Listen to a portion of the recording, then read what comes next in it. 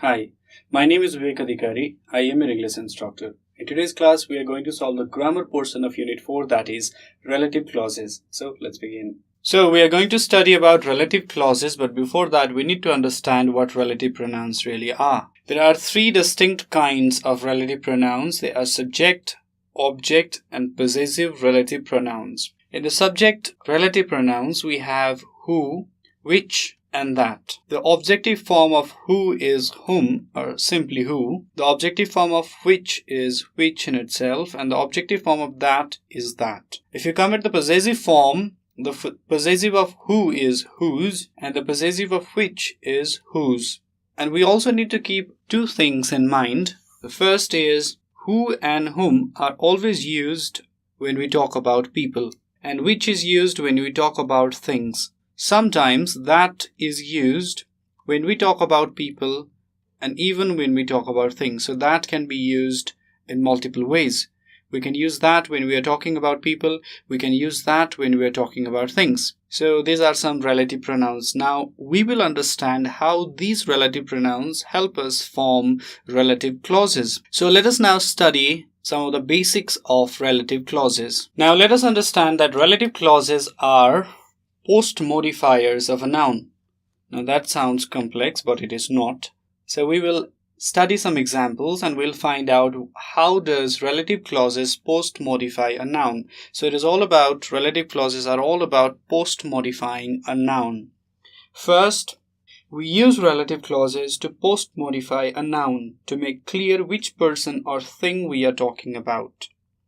In these clauses we have the relative pronoun who and that, correct? Now let us see the relative clauses as subject. Now the relative clauses are acting as subject. So if you look at the two examples, the first one is, isn't that the woman who lives across the road from you? So the first example is, isn't that the woman who lives across, right? And if you go to the second example, you would find the relative clause, the police said the accident that happened last night was unavoidable. So the accident that happened is the relative clause. Now the relative pronoun is the subject of the clause. That is why we do not repeat the subject, right? So we are talking about woman. So we don't say something like the woman who she lives across the road, or the tiger which it killed.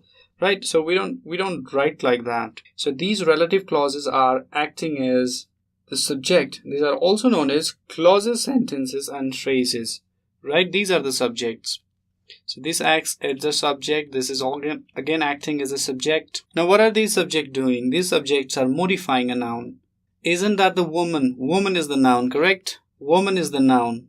Isn't that the woman who lives across the road from you? Now who lives across, or who lives simply, this is trying to post modify the noun, correct? Now let us see relative clauses as the objects, So let's see these two examples. The first one is, have you seen those people who we met on holiday? Those people who we met. Those people who we met is the relative clause. You shouldn't believe everything that you read in the newspaper. So everything that you read, another relative clause. Sometimes we use whom instead of who when the relative pronoun is the object. Have you seen those people whom we met? Now this is also correct. Now the big question is, why should we use one and not another? So which is better, whom or who? The thing is, whom is more formal while who is casual. So you can say something like, have you seen those people whom we met on holiday? Fine, sounds very British, sounds nice. Have you seen those people who we met on holiday? Perfect, no problem. So you can use whom and who interchangeably, no objection in that. But sometimes what happens, we leave out the relative pronoun.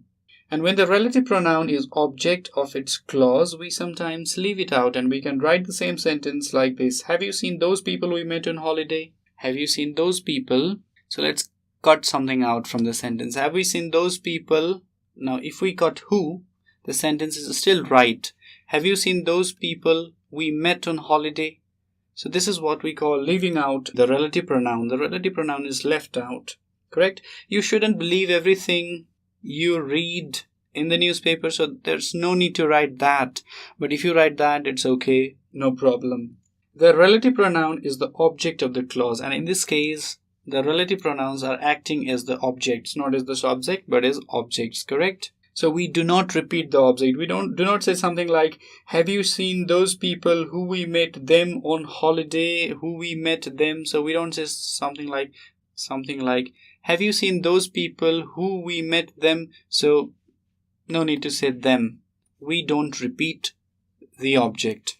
Now let's go to the third use. But before that bit, so let's wind up the concept. Let's review the concept. The relative clauses, not the clauses, the relative pronouns are acting as objects and they are not repeated. Pretty easy. Now let's go to the third use, or the third way in which relative clauses can modify a noun. The third use is object of a preposition.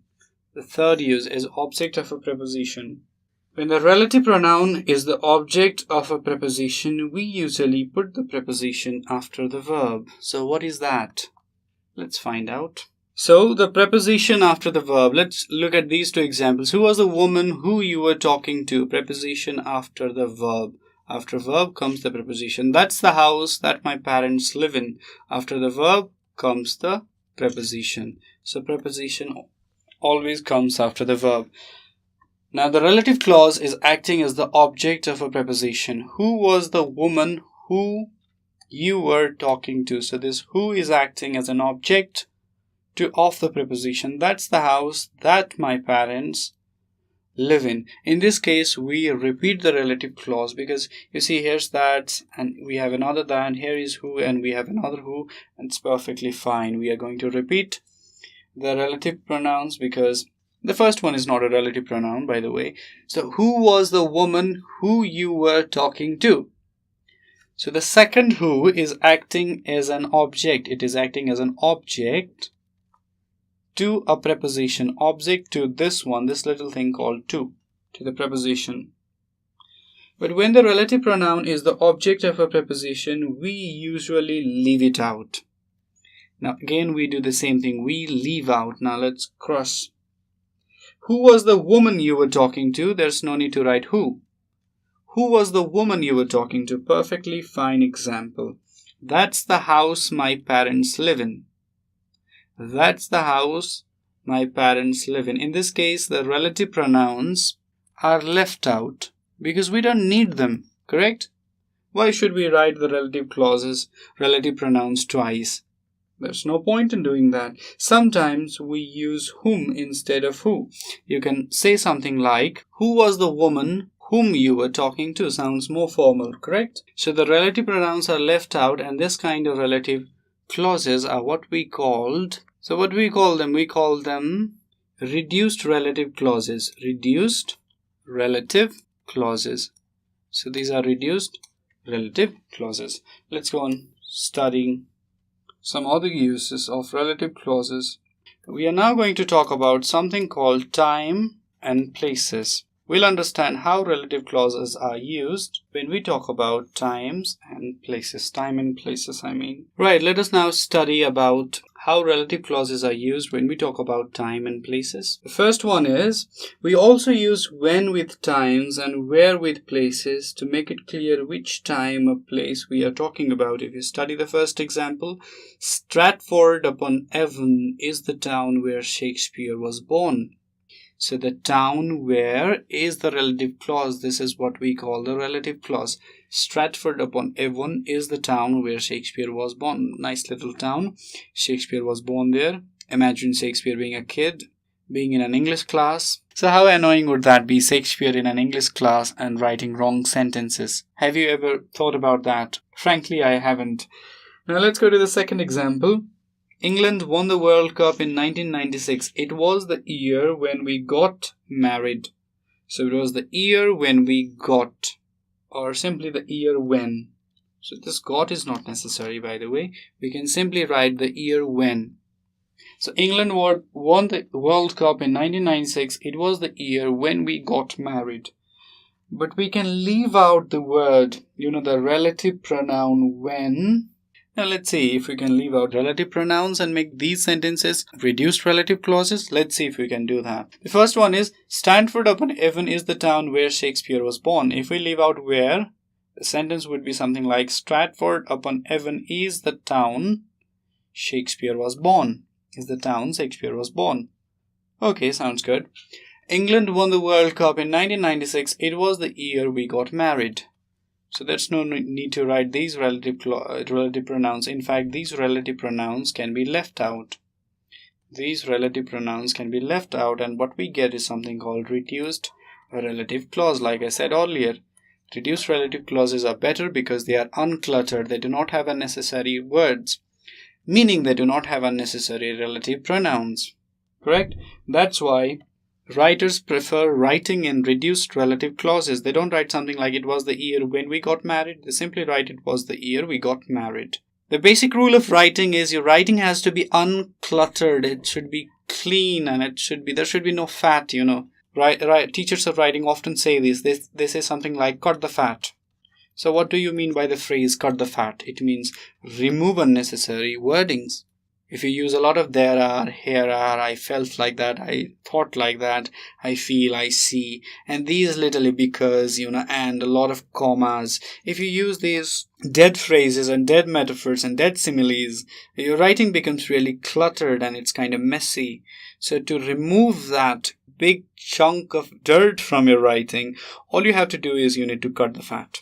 So cut the fat.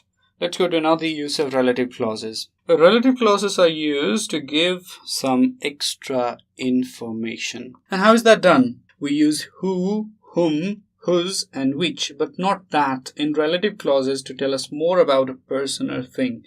So let's write some examples. My uncle. So this is the sentence. Let's write another sentence. Alright, now let us study these two sentences. The first one is my uncle who was born in Hong Kong lived most of his life overseas. Now, who was born in Hong Kong is the relative clause. I have read Orwell's 1984, which is one of the most frightening books ever written. So, which is one of the most frightening books ever written is the relative clause. Now, let us see if we can remove the relative clauses as the subject of the clause. We cannot. But we don't say something like my uncle who he was born. We don't say that. So I have read George Orwell's 1984, which is one of the most frightening books ever written. Have you ever read George Orwell's 1984? Or Animal Farm? Or Shooting an Elephant? So these are some of the nice, books. You should read them. So they are about this world, the world is coming to an end and it's all dystopic and everything is falling apart. So pretty nice books. Frightening books, by the way. The thing that you should notice while giving additional information by the use of relative clauses is there should be a pair of commas or simply commas, not always a pair. So there should be commas because commas separate the additional information. And that is why these are called non-defining relative clauses. What are they called? Non-defining relative clauses. The clauses that we studied in previous slides are all defining relative clauses. Now the clauses, those are separated by commas, and those that give additional information are called non-defining relative clauses because they do not define something. They only give extra information. They are not defining the subject. Correct? So it is not something like this is defining, this clause is defining the uncle. Of course it is defining, but not in a direct way. It is only giving some extra information about the subject. That's why relative clauses, they pre-modify a noun. Let's study some more examples about this topic. Let's study these two examples. The first one is we saw the latest Harry Potter, which we really enjoyed, is the relative clause. The second one is my favorite actor is Marlon Brando, who I saw in On the Waterfront, another fantastic movie. So these two are the examples. Now we can use whom instead of who as in the object. We can say something like my favorite actor was Marlon Brando, whom I saw. Instead of who, we can write whom. It's perfectly okay to write whom here, whom I saw. So the thing is, the relative pronoun is the object of the clause, correct? And these are non-defining relative clauses. They do not define the subject, but they pre-modify the subject by providing some extra information about the subject. In this case, they provide extra information about the object. We do not repeat the object. We do not say something like, we saw the Harry Potter film, which we really enjoyed it. We don't say that it. My favorite actor is Marlon Brando, who I saw him. We don't say saw him, right? We do not repeat the object. Pretty easy. So these are also what we call non-defining relative clauses because they do not define. So let's talk about the quantifiers and the numbers with relative pronouns. The first one is he has 3 brothers, 2 of whom are in the army. I read 3 books last week, one of which I really enjoyed. So these underlined phrases are what we call the relative clauses. These are the relative clauses. And they're acting as the quantifiers and numbers with the relative pronouns. We often use quantifiers and numbers with relative pronouns. Some of the quantifiers that we use are many of whom, most of whom, one of which, none of whom, some of which, lots of whom, 2 of which. So these are some of the quantifiers we use while we are talking about relative clauses. So commas are here. So once again, they are non-defining relative clauses. Very good. Let's go to another use of relative clauses. Right. Now 2 more examples. Using which to give more information. He was usually late, which always annoyed his father. We've missed our train, which means we may be late. So using which to give some more extra information. Pretty easy. Right, this is how which is used to give more information. Pretty easy. There's a comma, so it is a non-defining relative clause. With this, we have come to end of today's class. Now it's time for homework. Your homework is pretty easy. All you have to do is research about relative clauses and write paper on it. Pretty easy. It's not like an academic PhD thesis or something. So all you have to do is you have to go to Google and type the words relative clauses. Some info will flow out, and out of all those information flowing, flooding out, all you have to do is find some good websites, read the materials. Let's say you don't like going to the internet, right? You can go to the library, go to your nearest library, find some books on English grammar, flip the pages, go to the precise page where there is the information about the relative clause, study some books and write an essay on it. So it's all about writing an essay. More like write an essay on relative clauses. What do you think about relative clauses? Write about that. With this, we have come to end of today's class. If you have any questions or suggestions regarding this video series, feel free to write us at learning@deerwalk.edu.np. Thank you.